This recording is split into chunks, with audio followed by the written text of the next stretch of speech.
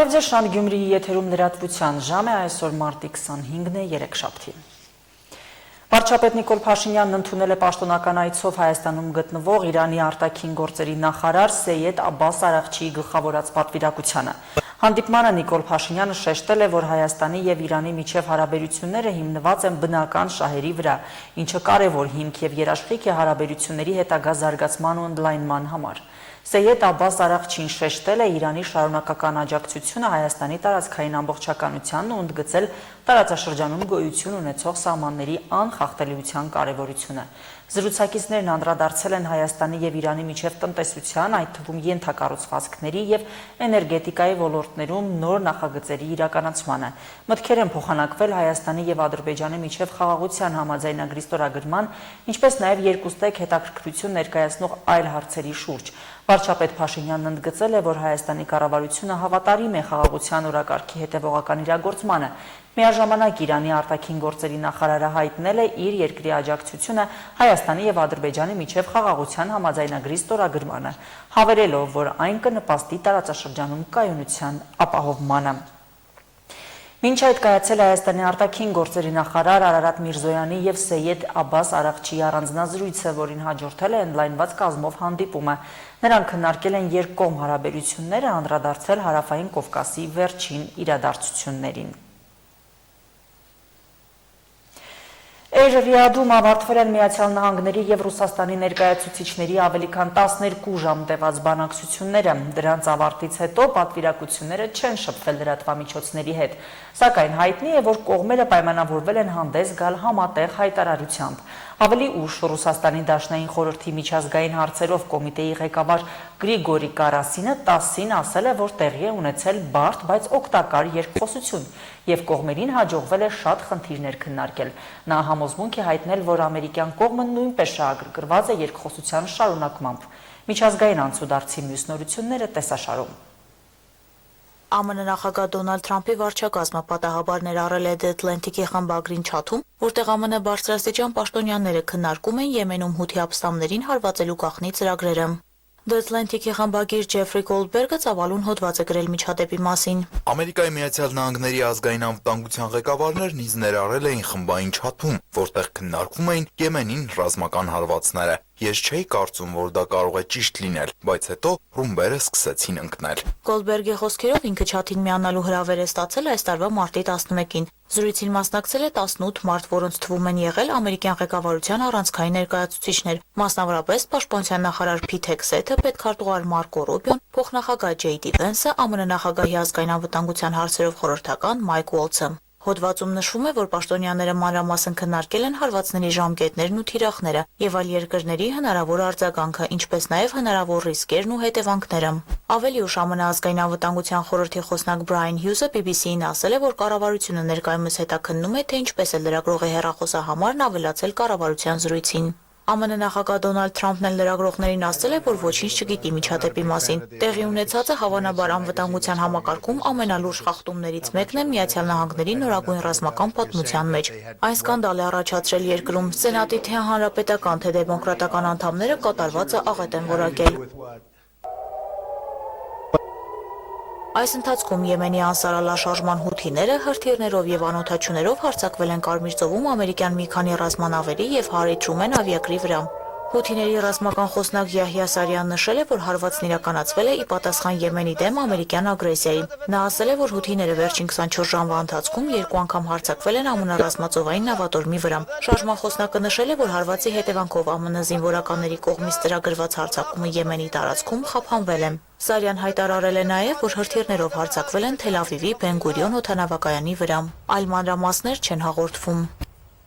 ԱՄՆ նախագահ Դոնալդ Թրամփը կնվազեցնի նախկինում հատկացված արտակարգ բյուջեի ծախսերը գրեթե 3 միլիարդ դոլարով։ Ամերիկյան լրատվամիջոցների տվյալներով մոտ 2.5 միլիարդ դոլարը, որը Թրամփը նախատեսում է կրճատել, պետք է հատկացվեր արտաքին օգնության համար, ներառյալ աջակցությունը միգրացիա եւ փախստականների հարցերով աշխատող ՀԿ-ներին, Մոլդովայի եւ Վրաստանի տնտեսական զարգացմանը եւ ներառմանն առնչվող նախագծերին։ Այնուամենայնիվ միջոցները չեն ազդի դաշնակիցներին, այդ թվում Ուկրաինային տրամադրվող ռազմական օգնության վրա։ Աղբյուրը նշել է, որ օտարերկրյա օգնության ֆինանսավորման մի մասը մանրակրկիտ ստուգված չէր եւ լավ մտածված չէր։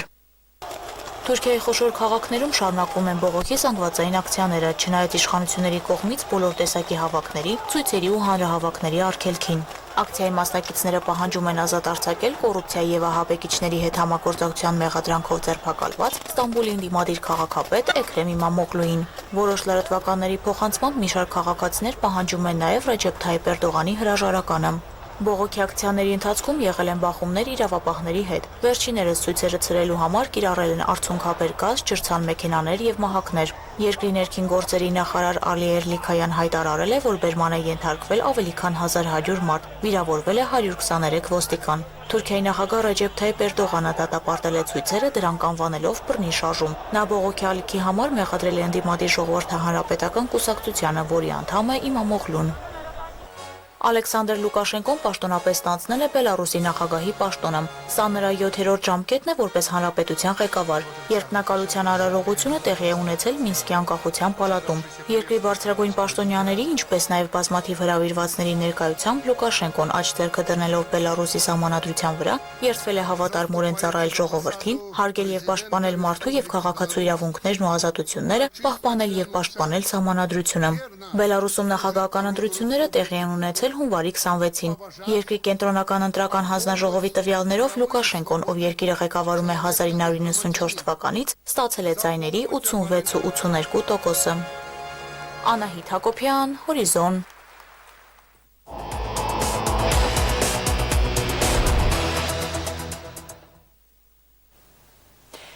Գյումրիում ՏԻՄ արտահերթ ընտրությունների նախընտրական քարոզարշավը էթիկայի նորմերի խախտումներով է, հնչում է ատելության խոսք, բռնության կոչ։ Սա արձանագրում են դիտորդական առաքելություն իրականացնող կազմակերպությունները։ Որքան քարոզչության օրերը պակասում են, այնքան ավելանում են պայքարի մեջ մտած ուժերի իրար ուղղված մեղադրանքները։ Հինն ու նորը հիշեցնելն ու երեսով տալը։ Ու մեղադրանքներին ու քննադատություններին անպայման հակադարձ պատասխան է հնչում։ Ընտրամարտը հեռահար է ու բանավեճի հրավերները մերժելով է քարոզարշավի օրերը գլորվում։ Գյումրիում ՏԻՄ ընտրությունների պատմությունը սկսվում է 1996 թվականից։ Այդ տարիներին եւ մինչեւ 2016 թվականը ՏԻՄ ընտրությունները մեծամասնական ընտրակարգով էին, այսինքն գյումրեցիները իրենց քվեն տալիս էին քաղաքապետի կոնկրետ թեկնածուին։ Հիմա էլ դե ֆակտո է միայն համամասնական ընտրակարգը։ Ընտրելու կողմնորոշման մեջ շատ բան չի փոխվել, կարևորը էլի անձերն են։ ՏԻՄ ընտրությունների մեխանիզմների փոփոխությունը, զարգացումը այդ տարիների ընթացքում որպես լրագրող, ապա Ասպարեզ ակումբի հիմնադիր ուսումնասիրել ու վերլուծել է Եվրադաշինքի ցուցակը գլխավորող թեկնածու Լևոն Բարսեղյանը։ Նշում է, անցած այդ տարիները ընտրակեղծիքների մեխանիզմների ներդրման ու զարգացման տարիներ էին։ Լայնորեն կիրառվում էին զանազան ընտրակեղծիքները, ընտրակաշարքը, փողի տեսքով, դո արբանյակային անտենայի տեսքով, ուդել խմելու տեսքով, այս կարաժում հարի խմի, այս պրտուժնե վերցրու զակուսկի կենես, կերտաս քվյարգեցիր տուսեգար, էսել, կարուսել,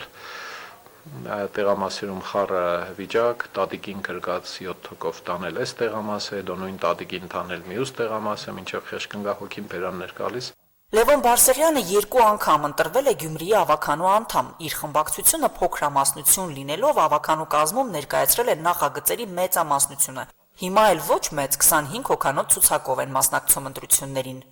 Որովհետև խոցելի տեխնացու չունենք, քրեական հանցագործներ չունենք, համայնքի պետության ունեցվածքը, ուրեմն սեփական քրբանները լցած մարդիկ չունենք, Հայաստանի գլխին թափված փորձանքների մեջ որևէ մեղավոր չունենք մեր ցուցակներում, ընտրակաշարք բաժանածներ չունենք։ Ես մարդկանց չեմ տարանջատում, չեմ բաժանում ու չեմ սորտավորում, ի տարբերություն օրվա իշխանությունների, իմ համար մարդիկ սև ու սպիտակ չեն, իմ համար կյանքը սև ու սպիտակ չի, իմ համար գոյություն չունեն նախկիններ ու ներկաներ, իմ համար գոյություն ունի լավ մարդ ու վատ մարդ, լավ մասնագետ ու վատ մասնագետ։ Առանց նախկինների ու ներկաների բաժանելու ավականու ցուցակ է կազմել Իմ հզոր համայնք կուսակցությունը։ Կարևոր են համարել ոչ թե կուսակցական նախկին կամ ներկա պատկանելությունը, այլ մասնագիտական որակները, թե ով ու ինչքանով կարող է օգնել քաղաքի արդյունավետ կառավարմանը, որտեղ փորձառությունն է կարևոր։ Բոլոր այն մարդիկ, ովքեր առաջնորդվում են կամ իրենց կյանքը կառուցում են հետևյալ սկզբունքով, որ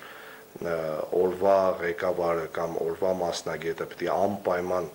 նոր մարդ լինի, ես չգիտեմ, դուք ձեր հարազատի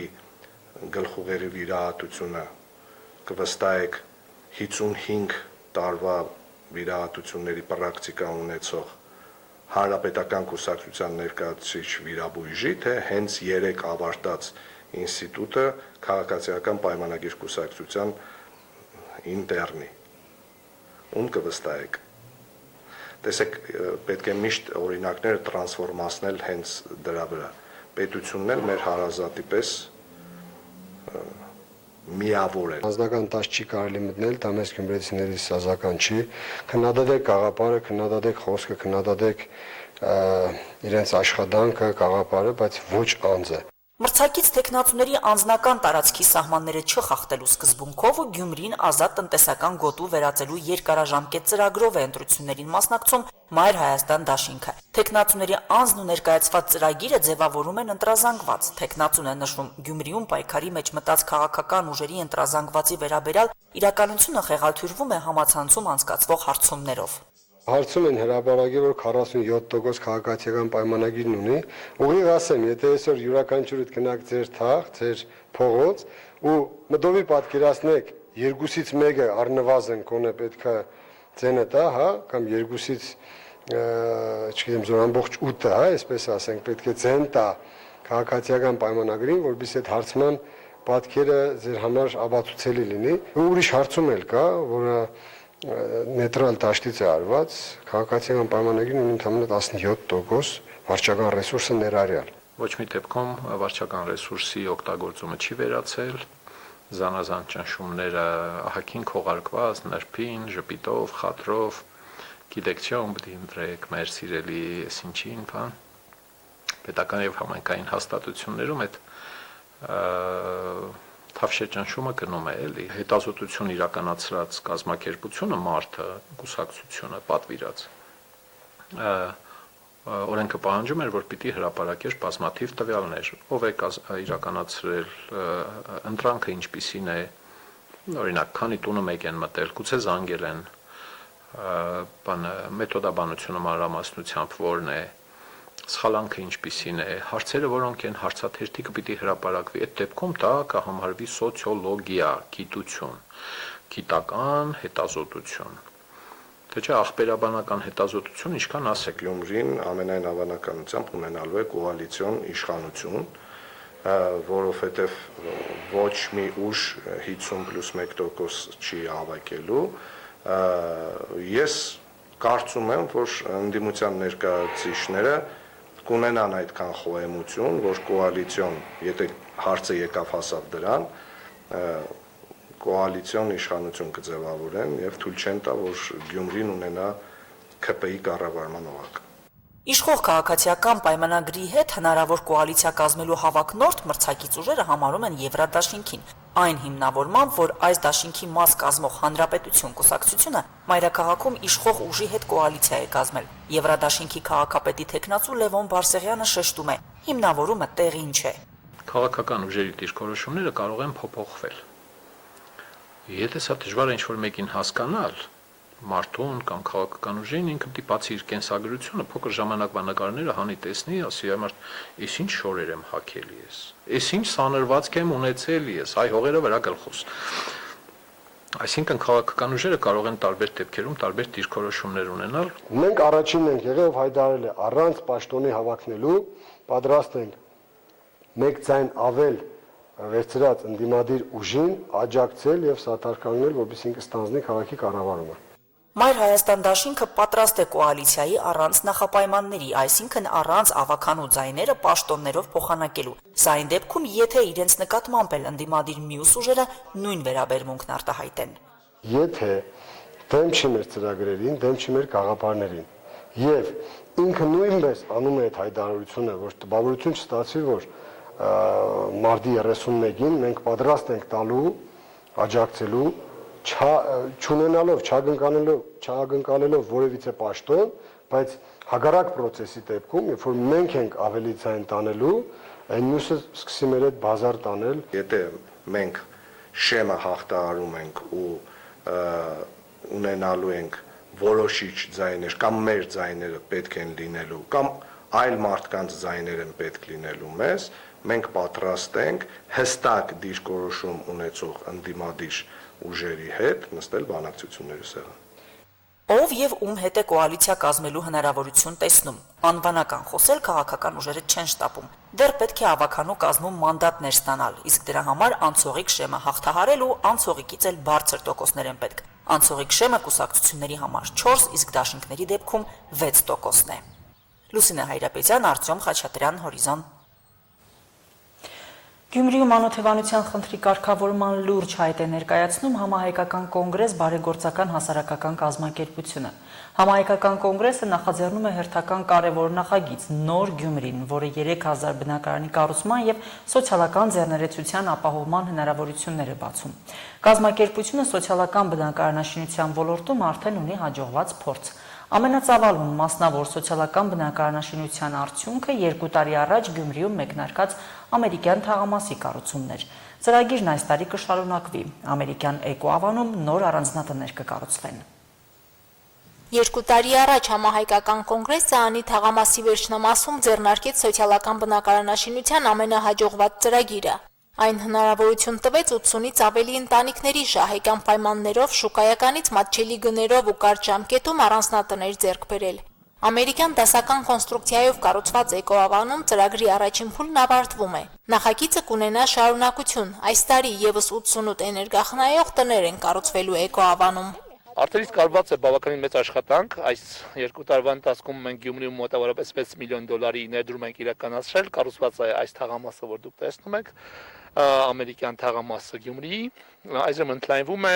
Միայն մասնավոր սոցիալական բնակարանաշինական ծրագրի հաշվին չէ, որ ամերիկյան թաղամասն ընդլայնվելու է։ Նախաձեռնություն կա Էկոավանի հարակից մոտ 30 հեկտար հողատարածքի վրա մեկ այլ կարևոր ծրագիր կյանքի կոչել, որը Գյումրիում անօթևանության խնդրին արմատական լուծում է առաջարկում։ Նոր Գյումրի, այսպես է կոչվում սոցիալական բնակարանաշինության նոր ծրագիրը, որի իրագործման համար Համահայկական կոնգրեսը պատրաստ է ներդրումների չափը տասնապատկել, ծրագրում ներառելով նաև շահառուների սոցիալական ձեռներեցության բաղադրիչը։ Այսինքն մոտավորապես 55-ից 60 միլիոն դոլարի ներդրում իրականացնել Գյումրիում, որը որ Գյումրու բյուջեի քառապատիկն է, այսինքն 4 տարվա բյուջեն է միայն Գյումրու, ու այդ ամբողջ միջոցների նպատակը այն է կառուցելու թվով 3000 բնակարաններ եւ ապահովելու մոտավորապես 5 ձեռնարկություն, որտեղ կաշխատեն 2500 բնակիչներ։ Այսինքն սկզբունքորեն հարցի տոտալ ու համակողմանի լուծման հարցն ենք լուծում ու այս տարածքը դրա համար իդեալական է։ Նոր Գյումրի սոցիալական բնակարանաշինության ծրագիրն իր բոլոր բաղադրիչներով իրատեսական է համարում Համահայկական կոնգրես բարեգործական հասարակական կազմակերպության նախագահ Արմեն Բադալյանը։ Ծրագիրն իրականացվելու է բացառապես կազմակերպության դրամաշնորհների հաշվին։ Թաղամասում կառուցվելու են 100 տիպային երկհարկանի շենքեր, յուրաքանչյուրը 30 բնակարանով։ Շահառուները հնարավորություն կունենան բնակարան ձեռք բերել մատչելի գներով։ Կլինեն 1, 2 եւ 3 սենյականոց բնակարաններ, որոնց արժեքը կլինի 3 միլիոն 900,000 դրամից սկսած մինչեւ 6 միլիոն դրամի շրջանակներում, այսինքն շուկայականից շեշտակի ցածր, դա մեր դրամաշնորհային աջակցությունը կլինի եւ բանկերի հետ համագործակցության պարագայում առավել եւս հաշվի առնելով, որ սրանք էներգախնայող տներ են, հնարավոր կլինի, ասենք, չգիտեմ, ամսական 50-60,000 դրամ վճարումներով իրականացնել այդ փակումները։ Նոր Գյումրի նախագիծը սոցիալական ձեռներեցության կարևոր բաղադրիչ ունի։ Ամերիկյան թաղամասում կառուցվելու են 5 ձեռնարկություններ ու ստեղծվելու են հարյուրավոր մշտական աշխատատեղեր, որը ենթադրում է ինչպես ներքին սպառման համար արտադրության կազմակերպում, այնպես էլ արտահանման խթանման մոտեցում։ Այսինքն մենք արդեն այս տարի կունենանք առաջին այդ մեծ չափականակը նոր աշխատատեղերի, որոնք կապված են այս հողատարածքի հետ, որը մեր հողատարածքն է, այստեղ ձևավորվելու է հենց այդ բիզնես կլաստերը, որտեղ աշխատելու են հարյուրավոր անձինք։ Հետագայում արդեն այն մարդիկ, ովքեր որ բնակարան ձեռք կբերեն, իրենց համար ոչ մեծ սոցիալական դժվարություններ չեն լինի, իրենք կունենան բավականին բարձր աշխատավարձով աշխատատեղեր ու այդ աշխատավարձից X մասը հատկացնան սեփական բնակարանի համար, կարծում եմ մեծ դժվարություն չի լինի։ Կլինի տեքստիլ արտադրություն, կոշիկի արտադրություն, թե այլ տիպի այլ արտադրություններ, հիմա վերջնական ֆորմատներն է մշակում ծավալների եւ այլնի հետ կապված։ Համահայկական կոնգրեսի մինչ օրս իրականացրած սոցիալական բնակարանաշինական խոշոր ծրագրերի 1/10 մասն է կազմում Նոր Գյումրին, որը հաջորդելու է այս պահին Երևանի մերձակայքում մեկնարկած Դրոշ թաղամասի կառուցման ծրագրին եւ որով նախատեսվում է մինչեւ տարեվերջ 1000 բնակարան կառուցել։ Այսինքն այս տարվա պատկերով հստակ ցույց կտանք, որ ռեալ այդ 3000 բնակարանը, որի մասին մենք շեշտում ենք, 3 տարում հնարավոր է կյանքի կոչել։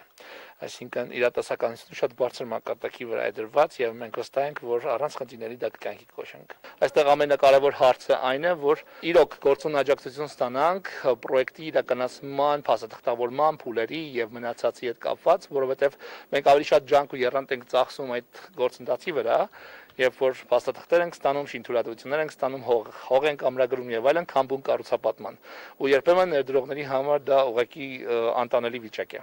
Նախընտրական այս շրջանում նախագծի հեղինակը Նոր Գյումրի ծրագրի մանրամասները ներկայացրել է Գյումրիի թիմ ընտրություններին մասնակցող 9 քաղաքական ուժերին։ Անկախընտրությունների ելքից Արմեն Բադալյանը սպասում է, որ 30 հեկտար հողատարածքի տրամադրման հարցը արագ լուծում կստանա, եւ դրանից կախված տարվա երկրորդ կեսին Նոր Գյումրի ծրագիրը պատրաստ է մեկնարկի։ Կառուցապատումը նախատեսում են ավարտել 2-ից 3 տարվա ընթացքում։ Մարինե Դերբինյան, Արարատ Ծատուրյան, Հորիզոն։ Այս ժամանակ հոսը եւս սպառված է, նորությունների սպասեք մեր հաջորդ թողարկումներում։